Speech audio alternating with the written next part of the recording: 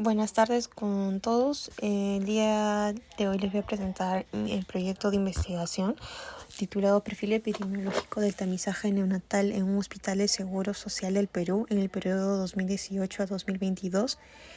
Quien les habla, Vanessa Mayelugo, es la autora, y el asesor del trabajo es el doctor César Munaico Escate. Para empezar, tenemos la introducción, en el cual el tamizaje neonatal en el Perú es fundamental para detectar enfermedades metabólicas congénitas que podrían pasar desapercibidas en los primeros días de vida del recién nacido. Consiste en la recolección de una muestra de sangre del talón del pie derecho, colocada en una tarjeta de Guthrie especial para evaluar condiciones como hipotiroidismo congénito, fenilcetonuria, hiperplasia suprarrenal congénita, galactosemia y fibrosis quística. Estas enfermedades, si no son detectadas a tiempo y tampoco son tratadas a tiempo, pueden ocasionar graves complicaciones en el desarrollo físico e intelectual de los niños.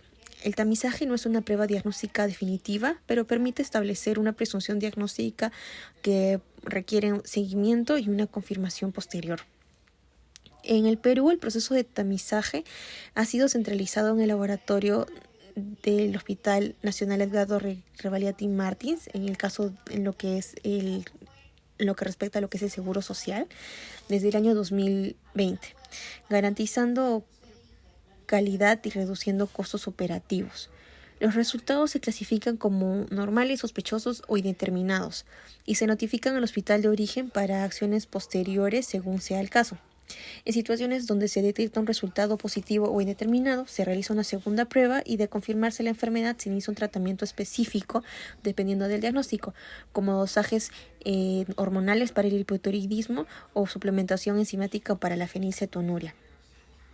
La implementación del tamizaje neonatal en el sistema de salud pública peruano fue liderado inicialmente por eSalud desde el 2002 y demostró ser efectivo con una cobertura del 100% de recién nacidos en el Seguro Social. Esto ha permitido detectar numerosos casos de enfermedades metabólicas y con esto facilitar el manejo temprano para prevenir complicaciones severas y reducir el impacto económico asociado a la calidad de vida de los pacientes.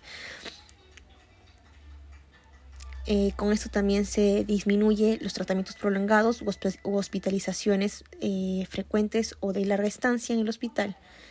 La detección precoz no solo mejora la calidad de vida, sino que fortalece el sistema de salud y promueve la prevención, y con eso se puede optimizar recursos. Continuando, tenemos la hipótesis, que en este caso, como es un trabajo descriptivo, no hay una hipótesis. El objetivo del trabajo era determinar las características sociodemográficas y clínicas de los pacientes con hipotiroidismo, hiperplasia suprarrenal, galactosemia y fenilcetonuria detectados por tamizaje neonatal en el Hospital Edgardo Revalliati Martins.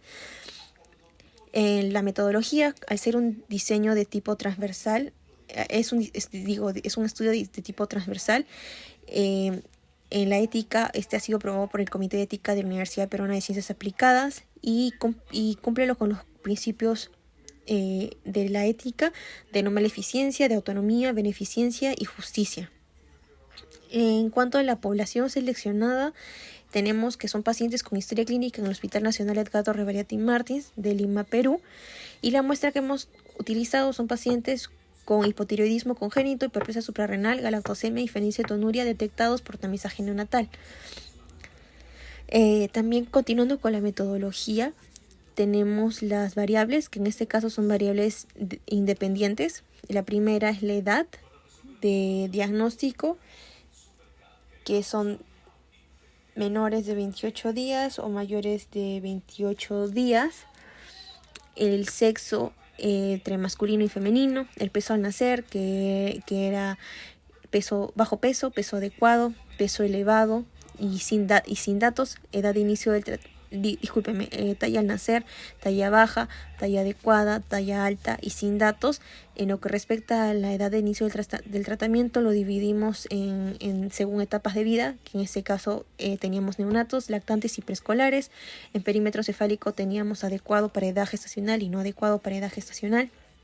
Tamizaje neonatal, si es que sí se las había realizado, si es que no se habían realizado, Y lugar de residencia y lugar de procedencia también los dividimos ambas variables entre costa, sierra y selva.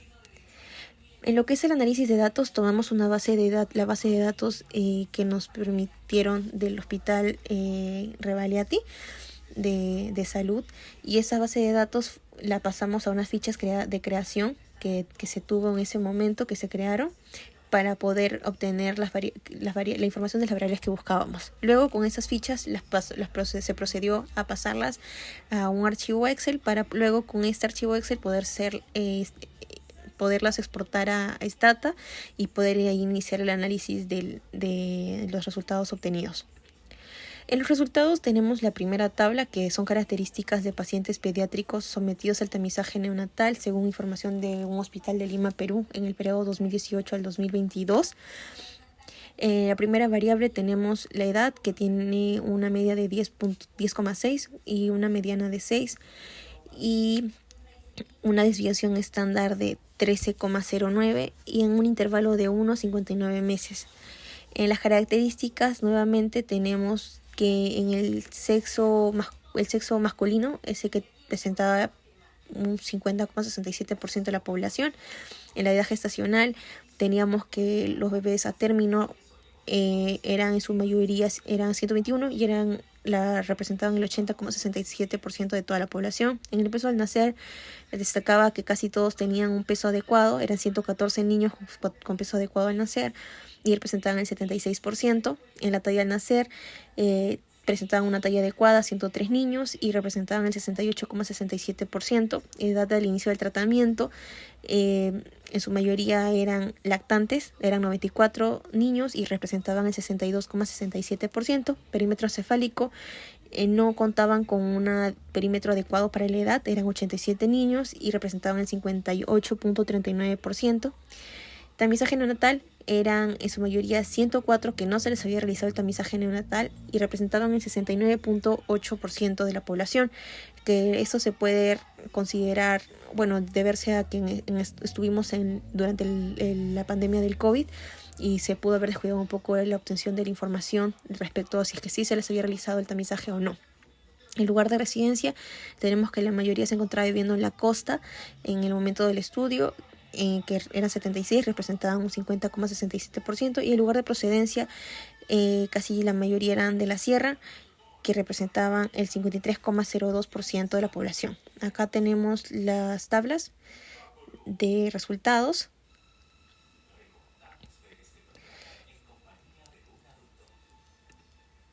Y luego en lo que es discusión, tenemos que es un estudio realizado en el Hospital de Seguro Social en Lima, Perú. Son factores asociados con tamizaje neonatal. Los principales eran la edad gestacional y el lugar de procedencia. Hay una mayor cantidad de enfermedades congénitas en pacientes de la sierra que en este caso pudieron ser tamizados. Las madres en edad gestacional a término completo, que son 39 semanas al momento del parto, en el caso de los niños que se encontraron. Niños nacidos con peso adecuado para las semanas de gestación. En las limitaciones del trabajo se tuvo un sesgo de información debido al incorrecto llenado del instrumento de investigación o confusiones en la revisión de la historia clínica que podía pasar. Son historias clínicas incompletas algunas y con letra ilegible que dificultaron la extracción de información. Hubo una limitación de la base de datos a un solo hospital, lo cual se nos hizo insuficiente para poder analizar las características sociodemográficas de pacientes tamizados en todo el Perú. También hubo una imposibilidad de obtener la cantidad exacta de pacientes diagnosticados por cada enfermedad en el tamizaje neonatal, lo cual limitó el aprendizaje y el análisis del estudio y lo que en realidad se quería obtener. Pero al no poder obtener esa base de datos que no se nos fue facilitada, entonces limitó mucho el estudio. En lo que respecta a conclusiones y recomendaciones, en la población estudiada fueron pocos los pacientes a quienes realmente se les realizó el tamizaje neonatal y en su mayoría nuevamente eran pacientes procedentes de la Sierra del Perú que vivían en la costa en ese momento. Identificamos que del total de pacientes estudiados, 94 empezaron a recibir tratamiento para la enfermedad en la etapa de lactantes, permitiendo con eso una temprana atención y futuras posibles complicaciones. Y como recomendación, recomendamos ampliar la base de datos utilizando información de varios hospitales, tanto de salud como del MINSA, y poder así comparar la cantidad real de recién nacidos tamizados en nuestro país y poder tener una mejor visión de la realidad del tamizaje neonatal en el Perú. El cronograma de actividades, lo principal, que era la elaboración de protocolo de investigación y la presentación y aprobación del proyecto del Comité de Ética, ya habían sido evaluados en este caso, en este proyecto, desde el 2023 a inicios, entonces ya no lo coloqué acá en el cuadro. Lo que es recolección de datos se ha hecho este año en enero. El análisis de datos recién se empezó a hacer en abril. La elaboración del informe ha sido en mayo y la publicación de la revista todavía está pendiente, no se ha realizado, y la sustentación que sería proyectándose para junio, bueno, en este caso ya julio. Y en lo que se había pensado de potenciales revistas para publicación, como es una revista que se enfoca prácticamente en el ámbito, en el ambiente de Perú, en el escenario peruano, lo principal que se podía haber planteado era presentarlo en la revista peruana de pediatría.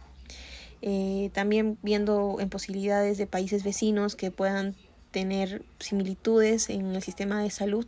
Uno como la revista Pediatría, que es de la Sociedad Colombiana de Pediatría, y también de la revista chilena de Pediatría, que es Andes Pediátrica, que ellos también implementaron el tamizaje neonatal tempranamente como parte de un requisito de salud pública. Y eso sería todo. Muchas gracias por su atención y por haberme atendido.